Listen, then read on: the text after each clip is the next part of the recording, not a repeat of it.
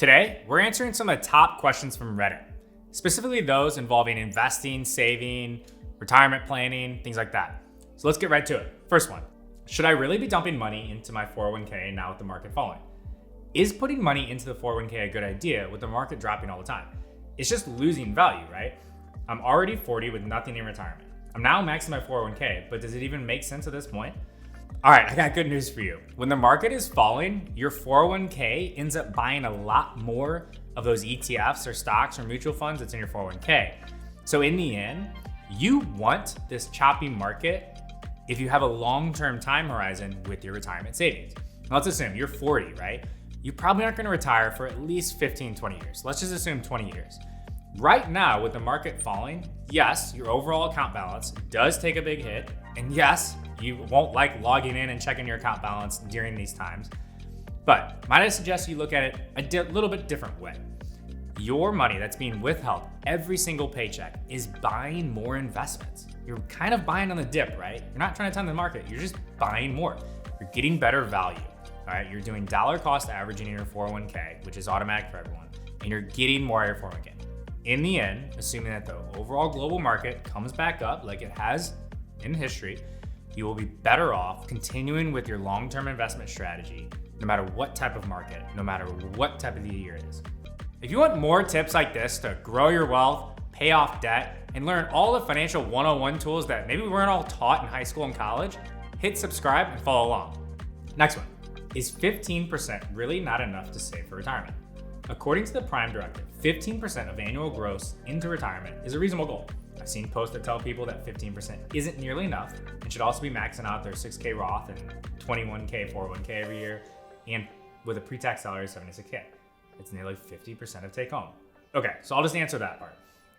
15% is potentially a rule of thumb. Some people have used 10%, some people say 20%. Who knows what the actual answer to this is, right? Like maybe 30 years ago, if you saved 10% of your paycheck every single time, the way the economy was then, a lot less complex, sure, that might have been enough. Who knows how much you're actually going to need? No one really knows that. Wealthfront has a great calculator for this, but there are so many factors that go into knowing how many years you're going to live after retirement, what type of lifestyle you're going to live, and then how much money you'll need to last that time. Just think about it this way. If you can get by with increasing your retirement planning at this point, let's assume maybe in your 30s or early 40s, you can get by with just maxing out your 401k right now and maxing out your Roth IRA if you're still eligible. Will be to your benefit no matter what. Will it be enough if you just focus on your 401k and your Roth IRA? Who knows? No one actually has that answer. But if it's in your power to do it right now, why worry about these rules of thumb? Why worry about the unknowns of retirement? Focus on what you can take control of now. And that would be maxing out your 401k if you can, and optimizing and maxing out your Roth IRA as well. The Roth IRA is a fantastic investment vehicle. There's a lot of flexibility that you can use even before retirement, but you should obviously do it for retirement. The power of time is on your side. Take advantage of that now and just put away as much as you can now. All right, love this question. How much should I invest? I'm starting a job soon and am planning to live with my family for a while. I will not have many expenses besides minor things. I've been investing for a little bit. Once I start working and have a stable income, what percent should I put to savings versus investments versus fun, assuming no expenses? Thanks in advance. Okay, this is a great question. So if you're starting to work, you're in your early 20s, you're out of college, right? You have a decent income and you get to live with family. So assuming that it's free, right? Hope your family's not charging you rent. This is a great opportunity and something that if I were to go back in my early 20s, I would absolutely take advantage of this. I'd love to have no rent, really no expenses, besides maybe a car and transportation. So first things first, save up enough money in your emergency fund so that if you decide one day that you don't really like that job or something happens in your life and you want to move across the country and just start over somewhere, that you have that cash savings built up just to like call your own, right? You can call it an emergency because those funds will be there if you do lose your job, right? But you can also call it just your getaway money, the money that allows you to have a little bit of financial freedom while you can. Financial freedom is key. It's the ability to not feel tied to that every other week paycheck. It's the ability to say, you know what? I have control of my financial future and in my employment future as well, right? Next, once you build that up, I would absolutely suggest getting everything you can into the stock market through a broadly diversified portfolio, right? If you're making under a certain income limit, that probably starts with the Roth IRA. It's always a great tool. You can do about $6K per year in that account. Once you max out your Roth IRA, you want to think about potentially putting money into your 401k, although I know retirement seems really far away. The 401k definitely matters. And then beyond that, into a taxable investment portfolio that you can still access before retirement, but it's truly not meant for any short-term savings. Investing is meant for the long term. Consider those funds that you put away in an investment account. If it's in an IRA, that's for retirement. If it's in a 401k, it's for retirement. If it's in a taxable account, it's for at least 5 years away. Maybe that future home that you want to buy after you work for that startup and they go big, right? Love that question. Savings and liquidity. I'm working on that 6-month reserve fund. Good for you.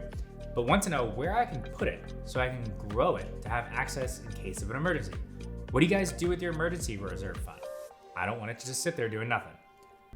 I get that. I get the sentiment of not wanting your cash doing nothing. I'm all about making sure that every single penny in your bank account, every single penny in the investment account is working for you. That's what you want. Unfortunately, right now, and this is being filmed in the spring of 2022, there aren't a ton of options for super high interest. Rates are gonna go up over the next year and you're gonna see probably some savings accounts hit 2% or more.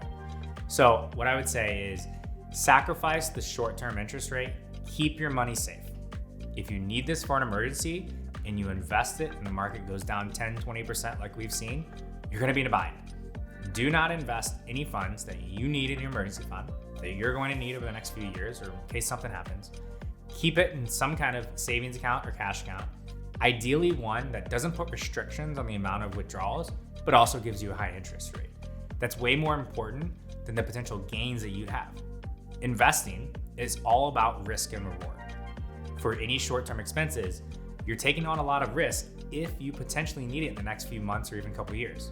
The reason is the market is super unpredictable in the short term. Long term, the market generally goes up, but just look back at the last year, right? 2021 and 22. The market is unpredictable, and therefore you don't want to risk any funds that you might need in the next few years because the reward might not be there. All right, investment plan over 20 years. I started reading this thread a couple months ago and wanted to be prepared before I started investing or asking questions about investing.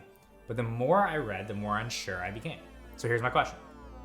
I am 25 years old and recently got a new job, making $70K per year from Bulgaria, living there but working offshore. Salary is in USD. My plan is to invest every month around $1,000 USD, 60% in VOO and 40% individual stocks or bonds. Do you have any suggestions or advice? Is this generally a good idea? Are bonds a good option with increasing inflation? Should I stick with individual stocks? Is VOO okay, or should I invest in a global index or some other index fund? So there's a lot of questions in this, but I think what it shows is if you're 25 years old and you're new to investing, there's potentially a lot of research that you might feel like you have to do, right?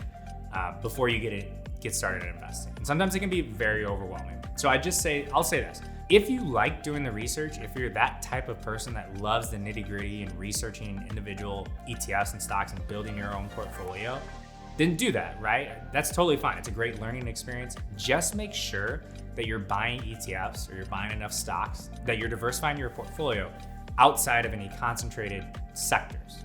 Don't just go and buy all tech stocks, right? If you're gonna buy stocks, buy tech stocks, but also buy stocks that kind of round out your exposure to the whole global economy, not just the tech sector. If you're buying ETFs, don't just go buy an ETF that, for instance, just invests in Europe or just invests in emerging markets. Buy ETFs that cover the global market. You could probably do this with just a few, right? It's really easy to do. So that's fine if you want to do your research, have at it. There's a lot of young people that would rather do that than just be told what to do, so I get that. But make sure you're getting proper diversification. If you're on the other hand and you don't want to do the research and you just want to use software and kind of set it and forget it model, I have a great app for you. It's called Wealthfront. It's really easy. It takes 2 minutes to sign up for. Go check it out through the app. We'll also throw in some demo links down below. To have an app like Wealthfront that literally sets up and builds a portfolio, buys ETFs, tax loss harvesting, automated rebalancing, enough said. I'm Tony from Wealthfront. Thanks so much for joining. Take care.